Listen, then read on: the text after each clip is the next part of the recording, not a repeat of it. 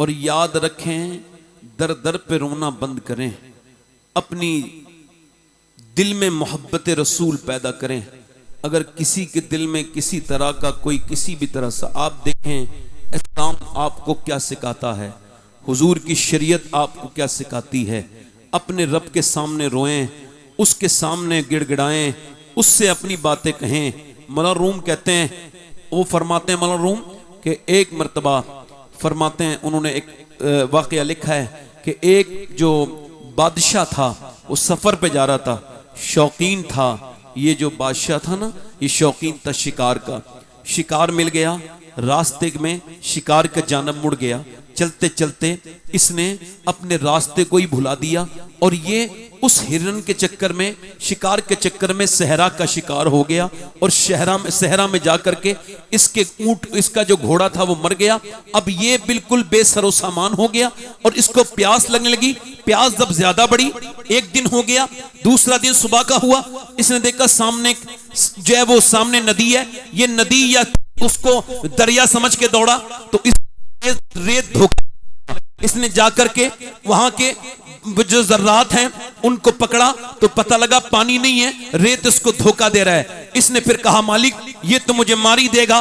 इसने फिर अपने रब की बारगाह में गिड़गिड़ाना शुरू किया और कहा अल्लाह मैं ऐसे नहीं मरना चाहता, कुछ दीन का काम करना चाहता हूं, मुझ पे अपना फजल फरमा, अपना करम फरमा, अपनी मेहरबानी फरमा, मुझ पर अपना करम कर। जब ये रोया, अल्लाह बड़ा करीम है, उसने इस पर करम किया। इसकी हल्की सी आंख लगी, जब आंख खुली तो देखा सामने एक झोपड़ी है, उस झोपड़ी के अंदर एक आदमी बैठा है। ये अंदर गया, जबान बाहर थी, जाके बोला प्यास लगी है, मर जाऊंगा, पानी पिलाओ। उसने सामने इशारा किया, वो पानी रखा है, उसने एक दो गिलास पानी पिया या दो तीन, उसके बाद रिलैक्स हुआ और बोला मैं इस मुल्क का बादशाह हूं और इस मुल्क का मैं बादशाह हूं। आप ऐसा करें कि ये मेरी अंगूठी रख लें, कभी तुमको कोई परेशानी पेश आए तो मेरी अंगूठी लेके आ जाना, मेरे दरबार पे तुमने मेरी जान बचाई है, मैं तुम्हारा बदला दूंगा।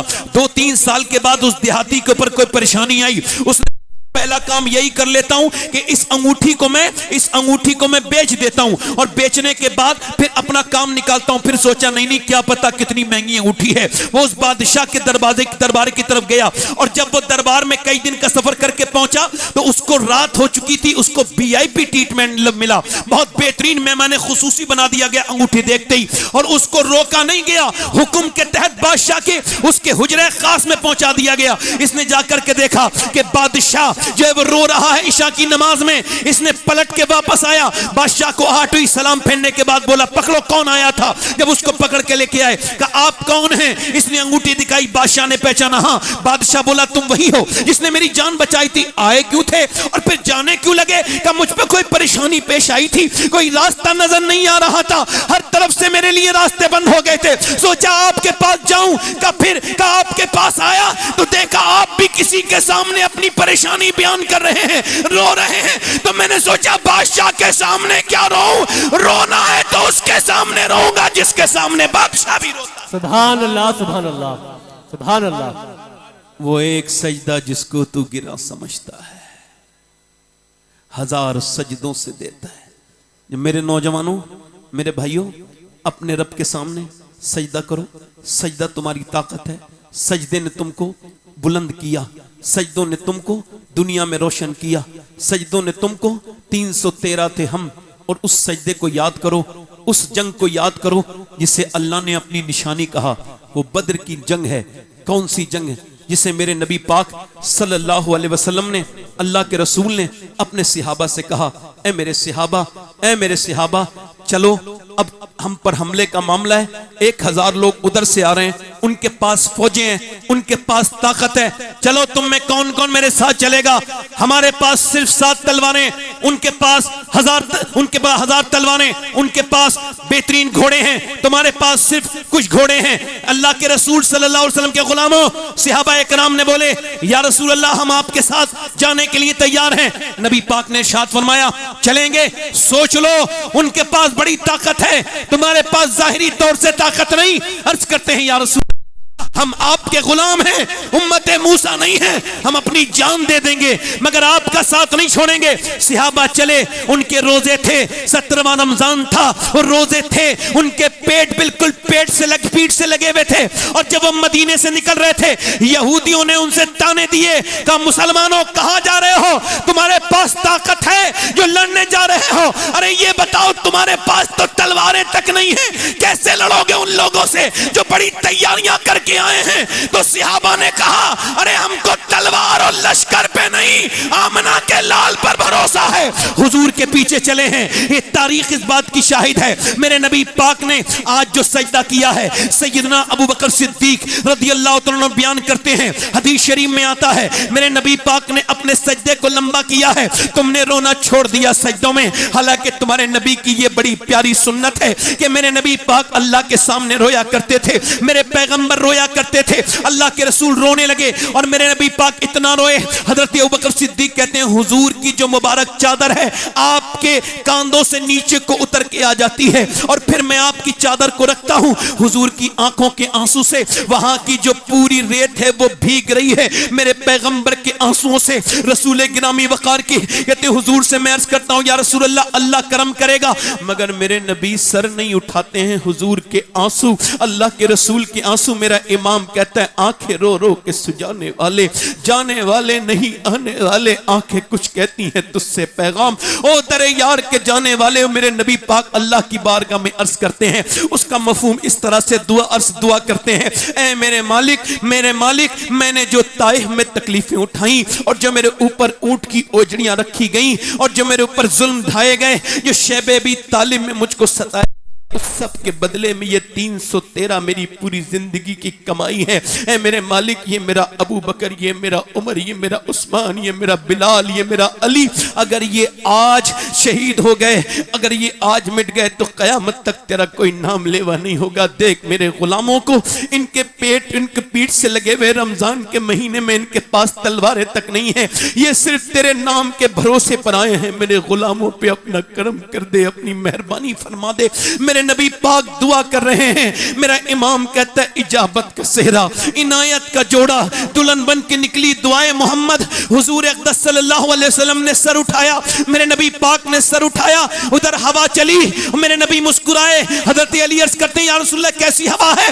फरमाया हवा नहीं है, 500 फरिश्तों के साथ जिब्राइल जमीन पे उतर आए हैं। उधर से मेरे नबी पाक ने फरमाया उधर देखो, उधर मियां वो पूरी पूरी रात खाने वाले और घमंड और गुरूर में रातों को उन्होंने शराबें पी हैं उन जालिमों ने, और वो जालिम मेरे नबी के दीन को मिटाने की नियत लेकर के बड़ी ताकत के साथ आए हैं। सहाबा इकराम को हुजूर ने खजूर की डंडियां दे दी हैं, उन्होंने ये नहीं कहा हुजूर खजूर की डंडियों से तलवार का क्या मुकाबला, मगर हुजूर की ऊपर भरोसा करके, अल्लाह के ऊपर भरोसा करके आगे बढ़े हैं। मेरे नबी पाक ने फरमाया देखो उधर हवा चली, मीकाईल उतरे हैं 500 फरिश्ते लेकर के। मेरे नबी पाक सल्लल्लाहु अलैहि वसल्लम ने, मेरे मुस्तफा जाने रहमत ने फरमाया चलो।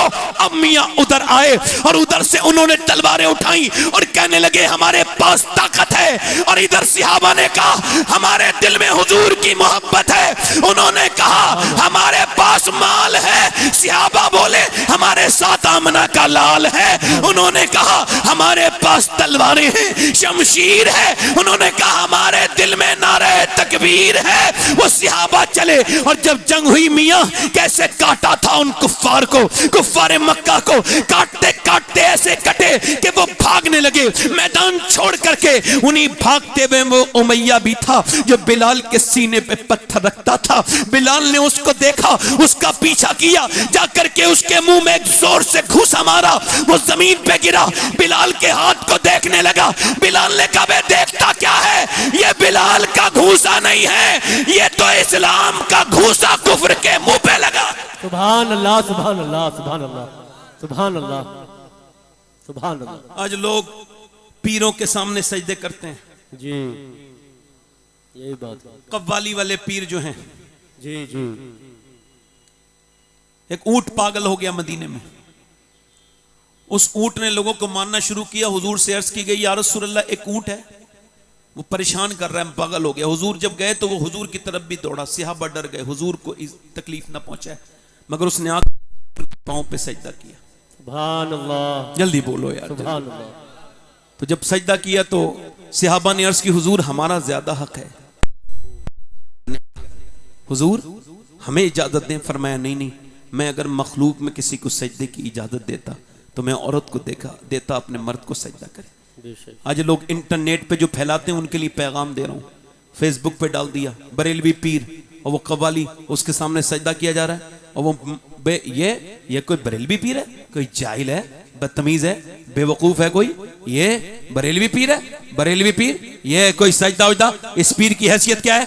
सजदा अगर रवा होता हुजूर को होता, और खुदा की कसम अगर सजदा पीर के लिए जायज होता तो सबसे पहले जो मुरीद सजदा करता उसका नाम अबू बकर सिद्दीक होता। बेशक बेशक बेशक। आला हज़रत को छोड़ता है आदमी तो जने कहां पहुंच जाता है कुछ खबर नहीं जी।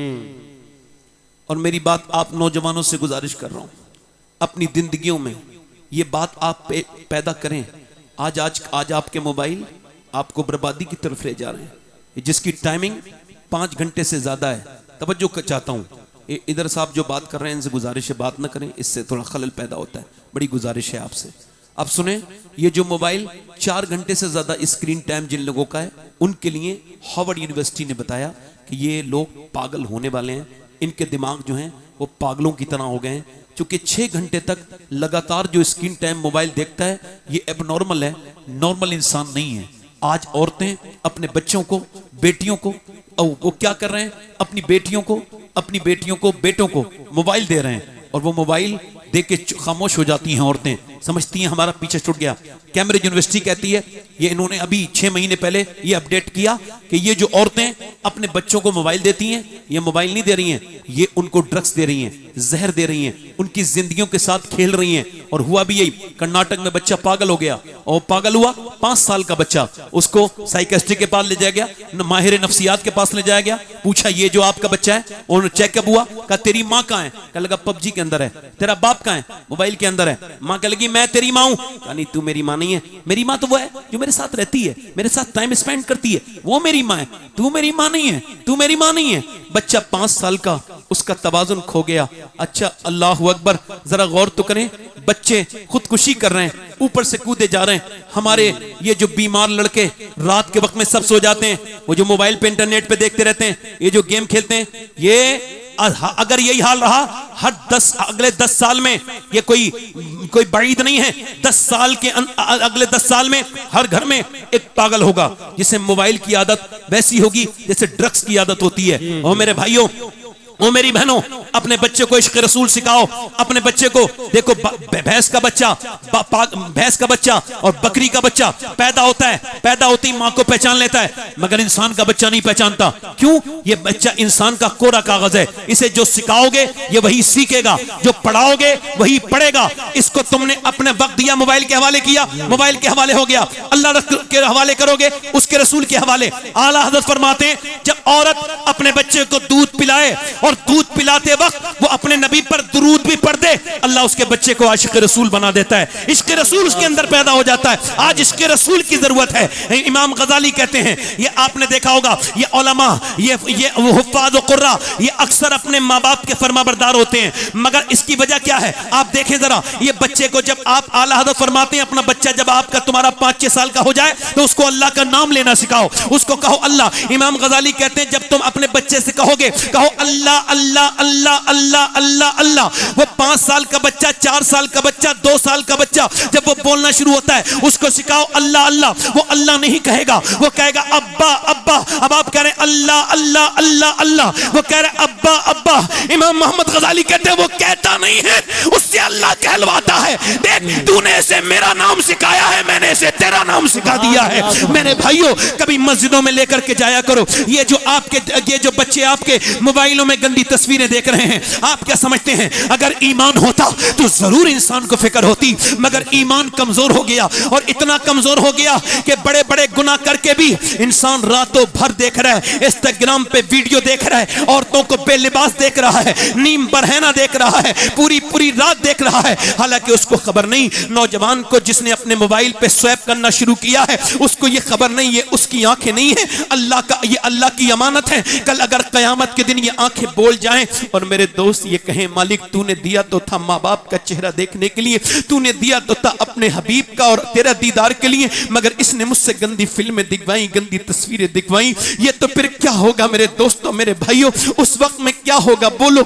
अगर अल्लाह ना करे कि हमारे ऐप खुल गए रब के सामने, बोलो उस वक्त में क्या होगा। मैं पूछना चाहता हूं आप हजरात से, जो जिस हाल में मरेगा उसी हाल में उठाया जाएगा। आपसे पूछता हूं, अभी ये कुछ दिनों पहले राजस्थान में मुसलमान लड़के ये अपनी डिजायर गाड़ी में अपनी जा रहे थे, बड़ी सी स्क्रीन उन्होंने बाहर से लगवाई थी, हालांकि कंपनी कभी भी स्क्रीन ऐसी नहीं देती जिसमें वीडियो चले, ये कोई जाहिल लोग इसे लगवा लेते हैं, इससे ड्राइवर का भी दिमाग भटकता है। अब उसमें गंदी तस्वीरें, नाच गाना हो रहा है और गाना होते होते 120 पर गाड़ी चल रही है, अचानक गाड़ी आउट ऑफ कंट्रोल हुई, चारों उसी ऑन द स्पॉट खत्म हो गए, उसी वक्त मर गए। अब जरा गौर करो, वो इसी हाल में जब उठेंगे, इसी नाच गाने को देखते देखते जब उठेंगे, तो बोलो उस वक्त में क्या होगा। मैं आप सारे हजरात से पूछता हूं, उन चारों का जब पोस्टमार्टम हो रहा होगा उस वक्त क्या गुजरती होगी। कभी पोस्टमार्टम हाउस पे जाकर के देखा करो कितनी लाशें रोज जाती हैं, आपको डर नहीं लगता अपने रब से। मेरे भाइयों, एक सहाबी हैं, उनका नाम है उत्बा बिन गजवान, वो तलवार चला रहे हैं, मेरे नबी फरमाते आंखों से देखना ये आंखों का जिना, सिर्फ ये फिजिकल जिना नहीं होता, आंखों से देखना भी आंखों का जिना है, आंखों से बदनिगाही करना ये आंखों का जिना है। और मुजद्दिद अल-फिसानी रहमतुल्लाह अलैह फरमाते हैं आंखों जिना की शुरुआत आंखों से होती है, आंखें देखती हैं, दिल पसंद करता है और शर्मगाह इस फेले बद को कर जाती है। ओ मेरे दोस्तों, ओ मेरे भाइयों, जरा गौर तो करो, हज़रत उत्बा बिन गज़वान इनका मजार है, यहां पर बसरा में मैंने हाजिरी की है, इन्होंने अपनी आंख में अपनी तलवार की नोक मार के आंख निकाल के फेंक दी, और जब फेंकी अबू मूसा अशरी आए, आकर के बोले ओ उत्बा तूने अपनी आंख क्यों निकाल दी। कहने लगे इस वजह से कि एक लड़की पे अभी नजर पड़ गई, हुजूर की हदीस याद आई, जो बदनिगाही करेगा उसकी आंख में जहन्नम की आग डाली जाएगी, तो मैंने इस वजह से आंख निकाल के बाहर फेंक दी। ए मेरे दोस्त, सहाबी का ईमान तो यह है, तेरी तो रातें बर्बाद हो गई, तूने तो 3-3 घंटे यूट्यूब देखा, फेसबुक देखा। मेरे भाई मैं तुझसे पूछता हूं, मुझे बता, अब्दुल्ला इब्न मुबारक कहते हैं मैं काबे का तवाफ कर रहा था, एक बंदा रुकने यमानी पर, एक बंदा रुकने शामी पर जाए यही दुआ करे, रुकने इराकी पर, रुकने असबत पर, वो वहां पे भी यही दुआ करे, वो मकाम इब्राहिम पर रोए तो यही दुआ करे, ऐ अल्लाह मुझे ईमान पे खात्मा फरमाना, मेरा ईमान पे खात्मा। वो 3 दिन लगातार रोता रहा, मैं उसके करीब गया, मैंने पूछा क्यों भाई 3 दिन हो गए लगातार एक ही दुआ करते हो, कोई खास वजह। जी हुजूर, मेरा एक भाई था, उसने 40 साल अल्लाह की रजा के लिए अजान पढ़ी, मगर बदनिगाही करता था, नसरानी बन के मरा है, नसरानी औरत की मोहब्बत के जाल में फंस के मरा है। और दूसरा मेरा भाई 35 साल अजान पढ़ी, वो भी ईमान पे नहीं मरा। मैं अपने रब से कह रहा हूं मेरे मालिक मेरा ईमान पे खात्मा करना मेरे करीम। मरते वक्त हजरत अबू हुरैरा की बात करता हूं, यार अबू हुरैरा के पैरों की थोबन के बराबर भी हम नहीं, मगर हमें अपने ईमान की बिल्कुल भी परवाह नहीं, न जाने किन किन बातों में उलझ गए। अबू हुरैरा रज़ियल्लाहु तआला अन्हु के इंतकाल के वक्त में कभी रंग जर्द होता है, कभी सुर्ख, कभी जर्द, कभी सुर्ख, कभी जर्द, कभी सुर्ख, कभी जर्द। आगे बढ़े, इतने बड़े सहाबी, आपकी आंखों में आंसू है और आप जर्द, आपका चेहरा क्या मौत से डरते हैं? कहा नहीं नहीं, मेरे नबी फरमाते हैं मौत के वक्त में इंसान को खबर हो जाती है वो जन्नती है या जहन्नमी। तो मैं एक अर्ज करता हूं मालिक, अबू हुरैरा बड़ा गुनहगार है, मौत का वक्त है, ये आखिरी वक्त है, अगर तूने इसको ना इस वक्त कर्म किया, इसको माफ न किया तो अबू हुरैरा बर्बाद हो जाएगा। मेरा इमाम कहता है या इलाही रंग लाए जब मेरी बेबाकियां उनकी नीची नीची नजरों की हया का साथ हो, राह पुरखार है क्या होना है। मुझे पूछना चाहता हूं नौजवानों से, क्या तुम्हें ये फिक्र नहीं कि कल तुम्हें मरना है? कहां गई मेरी बेटियां, मेरी बहनें जो खौफ खुदा अपने बच्चों को याद दिलाती थी? अब तो मियां, अब तो ऐसे मशाइख भी इल्ला माशाअल्लाह रह गए जिन्होंने खौफ खुदा। अब तो मियां लोग अब जन्नत की टिकट बांट रहे हैं, ले मैं तुझे जन्नती बना रहा हूं, तू मेरा मुरीद हो जा, मेरा ये पढ़ ले। मैं कहता हूं जैसे मियाओं के आजकल के हालात हैं, इन बेअमलों के लगता है इनकी खुद की जन्नतें खतरे में हैं। ये जन्नतें बांटने